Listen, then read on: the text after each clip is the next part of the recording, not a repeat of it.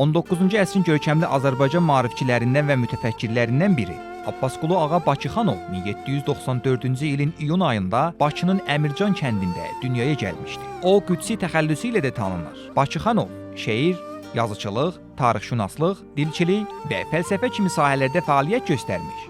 Fars, ərəb və türk dillərinə mükəmməl şəkildə yiyələnmişdi. Onun ən mühüm əsərlərindən biri Gülüstan-ı İrəm kitabıdır. Bu əsər Azərbaycan tarixinin ilk ümumi salnaməsi hesab olunur və fars dilində qələmə alınmışdı.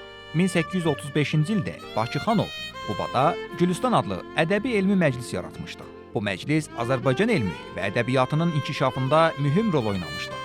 O, həmçinin müəyyən dövrdə Rusiya ordusunda tərcüməçi kimi xidmət etmiş və Gülüstan, Türkmənçay müqavilələri ilə bağlı danışıqlarda iştirak etmişdi. Abbasqulu Ağa Bakıxanov 1847-ci ildə Səudiyyə Ərəbistanının Ciddə şəhəri yaxınlığındakı Vadi Fatimə kəndində vəfat etmişdi.